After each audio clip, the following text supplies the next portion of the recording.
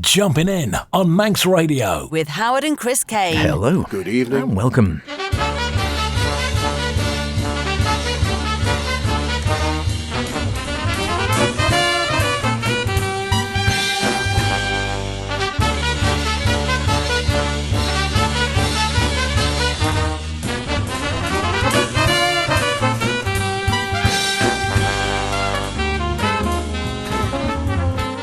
Yes, and here we are once again jumping in on Manx Radio on a Friday night with Chris, myself, H. And can you believe it? Miles is 100. Yes, welcome along to this week's show. Another special celebrating the 100th birthday of perhaps the most groundbreaking and influential musician of the last century. Not just in jazz, but pretty much across all genres. Had he been still with us, he would have been 100 on May the 26th. So, H, perhaps the largest recorded legacy to dig into. What caught your fancy this week? Are you mainly an acoustic or an electric period man, or a bit of both? The trouble is, I am a bit of both. I'm a bit of everything, to be honest with you. I really enjoy all of it. So, where do you start? It was so tricky, I must admit. A bit of grooving, a bit of Miles in the Sky, perhaps, and we've got to have a bit of sketches as well. And from me, well, something old, something new, and to start, something kind of blue. Here's So What?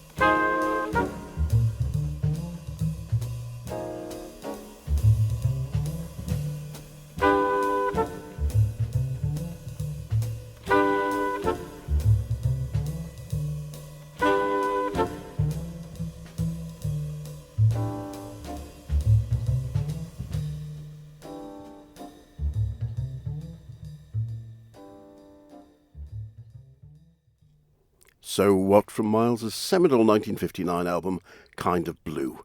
From the moment I first heard those mellifluous bass notes from Paul Chambers and the haunting chords from Bill Evans on piano, I knew I was listening to something special.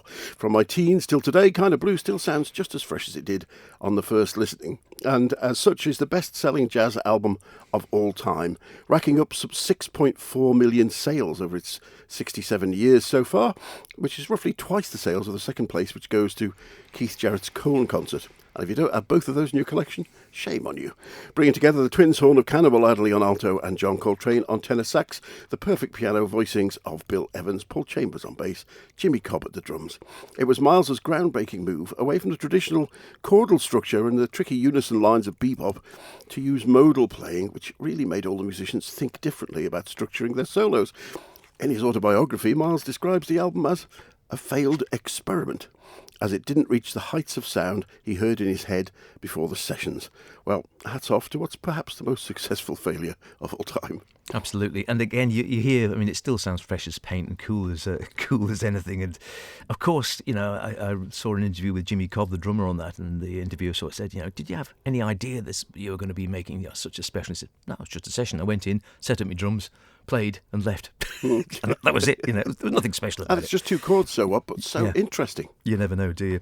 I'm going back a bit further, actually, 1959 for So What. I'm going back to 1954, and I thought, well, you know, where do you go? And I love all the stuff he did with his first great quartet with Philly Joe Jones on the drums, of course, and it was classic in those albums with relaxing and walking and working. Couldn't have. Well, they're all good. And I went through them. I thought, no, I don't know. So eventually I shot off in a different direction and went to 1954. Bag's Groove with Miles, along with Sonny Rollins, Milt Jackson, Thelonious Monk, Horace Silver on the album as well, Percy Heath, Kenny Clark at the drums. And let's have one of Sonny's tracks, Aleo.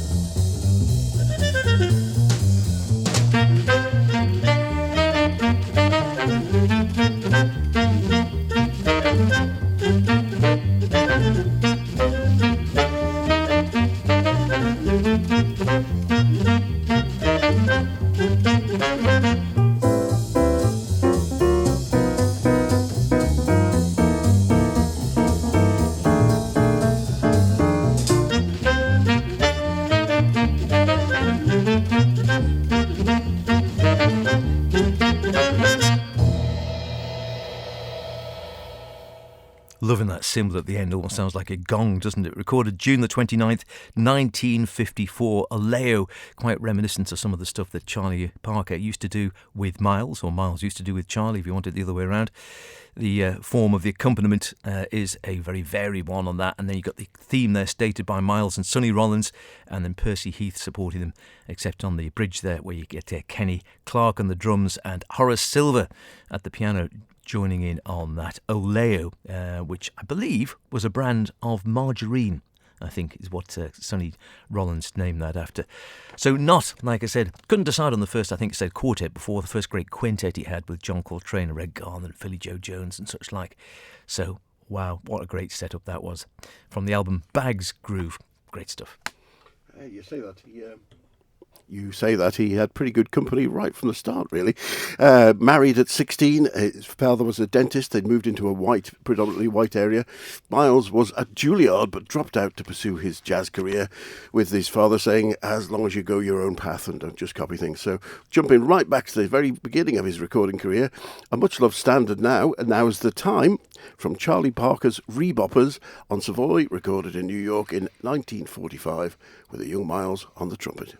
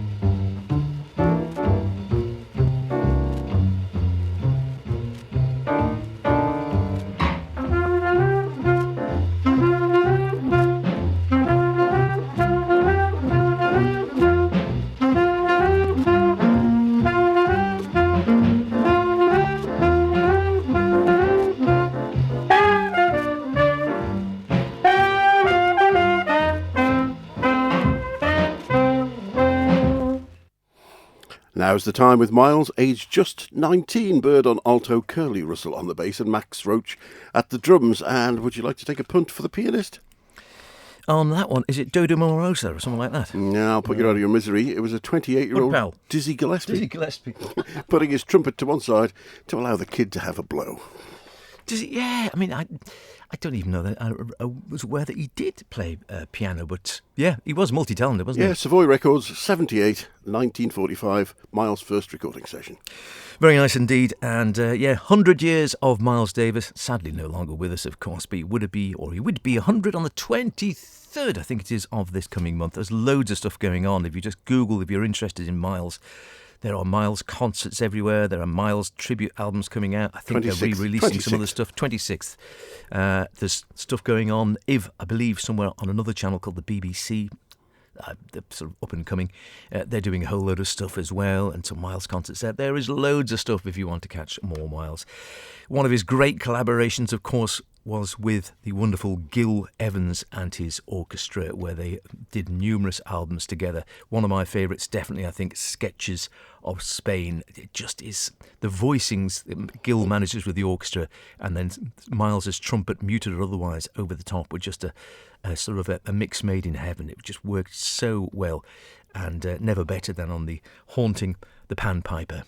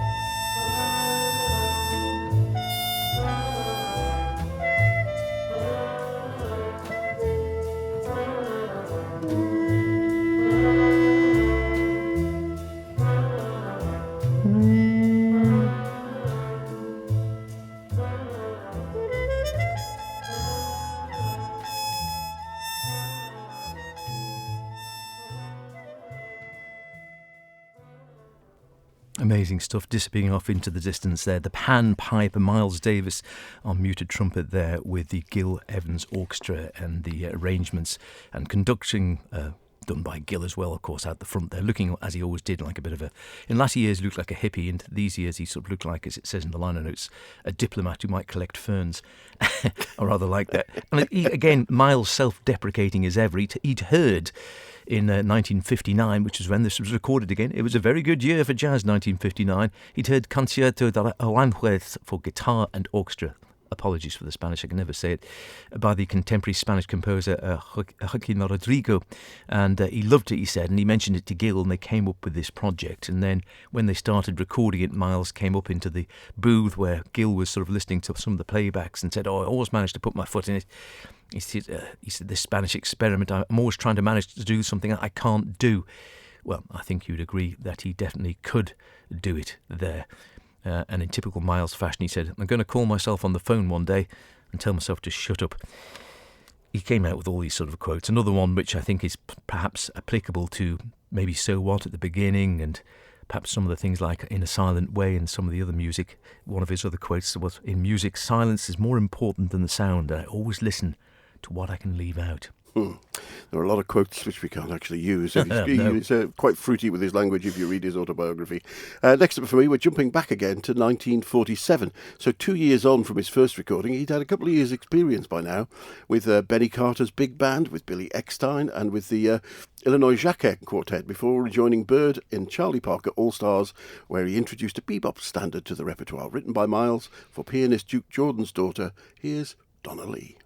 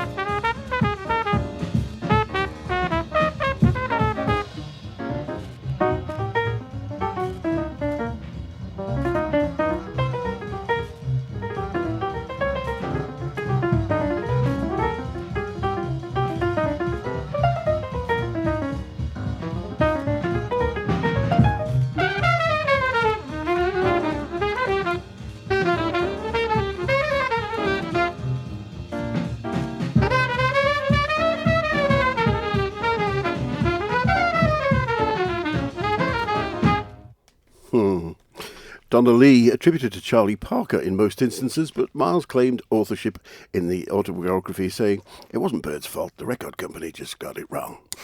Within weeks of the recording, Gil Evans had searched out for Miles' permission to record the number with the Claude Thornhill Big Band. Possibly they met up in Bill Evans' basement flat in 83rd Street, which became well known as a hangout after hours. For jazz musicians, the door was always open, lots of jam sessions, and the coffee was on. It's possibly also where Miles met Lee Konitz for the first time. As we heard in that example there, 2 years have had great authority to Miles' soloing. The band still had Max Roach on drums, but Bud Powell was now on piano and Tommy Potter on the bass. Yeah, terrific sound, I must admit. Max, I did see Max live once, much later on in his career, with an orchestra and a choir as well, I seem to recall. But he also did a bit of solo drum stuff, including his famous hi-hat work. Wonderful. And another great quote from Miles, of course, I always remember from his days playing with John Coltrane. And John Coltrane, of course, getting into his sheets of sound and these incredibly long solos where he took off on his flights of fancy. And these apparently would sometimes aggravate Miles a bit, that the sort of solos went on. John Coltrane told Miles that the trouble is, once he got going, he didn't know how to stop. And Miles sort of said, "Try taking the horn out of your mouth." Which no doubt suggested to put it somewhere else as well. I know. Love it. Skipping through to the electric side of things, as we know, it divided people when he went electric. It was a bit like sort of Judas back in the Bob Dylan days, or for Bob Dylan. There are those who basically stopped listening to Miles after he went electric, and those who thought he did some of his best stuff then, and everywhere in between. I like both, I must admit. Very different, but still very, very good indeed. And his second great quintet, of course, Miles with Herbie Hancock piano, Ron Carter on the bass, Wayne Shorter on the tenor, and the 17-year-old Tony Williams on the drums when he started out. So many great albums there, ESP and Miles Smiles and the Plug Nichols session. Oh, fantastic stuff. But I opted for one actually from Miles in the Sky, which also features, as he played later on, I think, on films like Bitches Brew and such like, I seem to recall, George Benson on guitar. And this is Paraphernalia.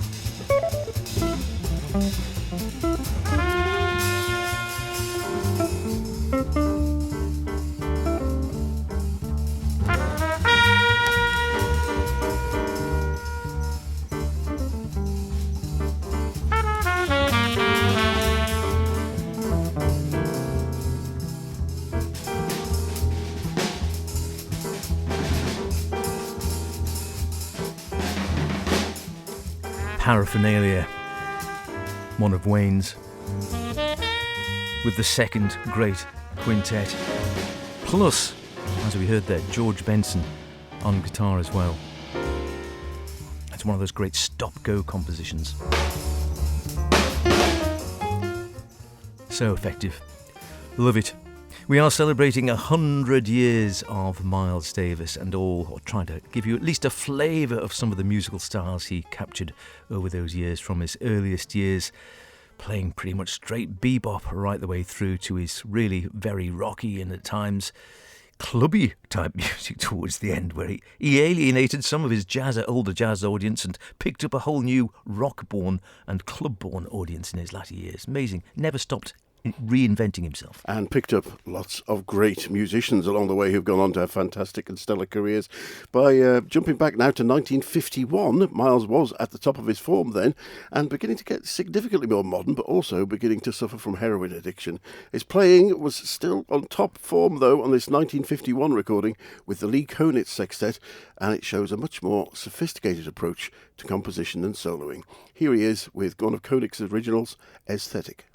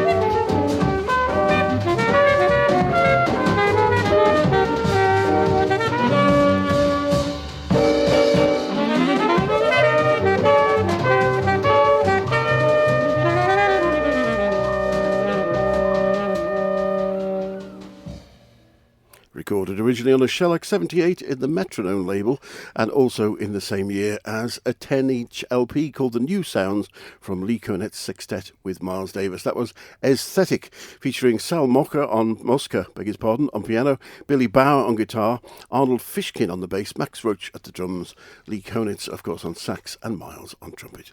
Arnold Fishkin, that is a good name for a jazzer, I must admit. I like that for the list, along with Spanky DeBrest and Virgil Scroggins, some wonderful jazz names. Wasn't that George Russell tune? George Russell tune originally, wasn't it? Aesthetic? Was it? No, because that's separate and came later, but it was Lee Konitz original. Yeah. Well, I'll have to look that up. I thought he wrote the original tune, George Russell, and that Lee Konitz recorded it. We'll have a look at that when we go to this next one, in any case. Right, I'm staying with the electric side. After he sort of dropped out for 5 years due to ill health, he disappeared, then famously came back, reinvented himself and came back in the 1980s. And I'm trying to think, it was either Star People or Decoy, wasn't it, the first of the albums that came back? And then he brought out a succession of albums after that, which, as I say, really divided the jazz firmament. The older ones, by and large, older jazzers, hated it and said, right, not listening to Miles anymore. Younger audience loved it and thought it was brilliant. Frankly, like I said, I enjoyed it both. And one of my favourites from the latter period, I think, was the album Marcus Miller sort of produced and really did so much on, pretty much did the whole thing, really. Tutu, and I like Tutu itself, but let's hear Splatch.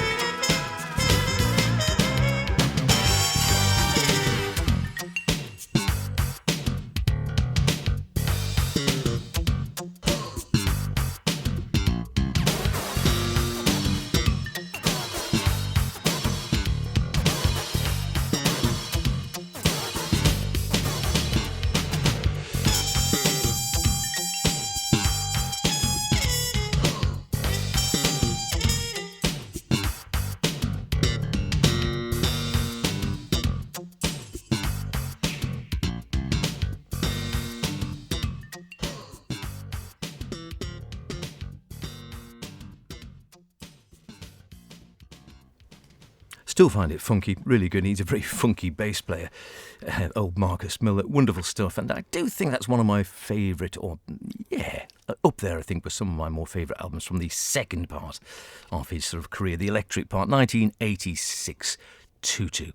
Good stuff. It's re-released again quite recently. Yeah, and my leap into electric miles is Aura, the last Columbia release, excluding the reissues and bootlegs, recorded in 1985 but not released until 89. Miles had won a top cultural Danish award, including a recording session with Danish musicians, a fully formed suite. Miles benefited greatly from the guidance of the composer and trumpeter as well, Palle Mikkelberg, and the Danish radio big band, with some special guests. Here's a bit of intro.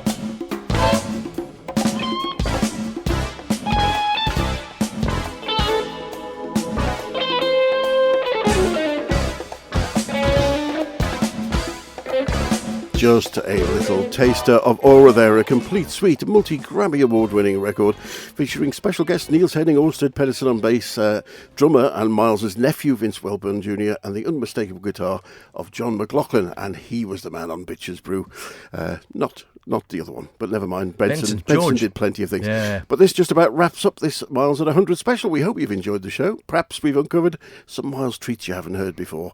As Miles famously said amongst all his other quotes sent to his band members, don't play what's there. Play what's not there and don't make mistakes there are none. Anybody can play. Yeah, and whatever you do, you got to do it with style. And we're going to leave you with a poignant final track from your Under Arrest, the album probably referring to Miles's famous arrest outside the Village Vanguard in 1959. He'd worked with Gil Evans to provide arrangements of pop songs and then changed direction completely and redid everything over the course of a few days before release. The final track, the mini suite of Jean-Pierre, You're Under Arrest, and Then There Were None, concludes with a curious descriptive piece featuring children's voices and a nuclear explosion. And as the bell tolls, Miles laments, "Ron, I told you to push the other button." Possibly a reference to Ronald Reagan's Star Wars trilogy, or maybe just a chilling reminder of whose finger's on the button now. See you soon. The mind boggles. Happy birthday.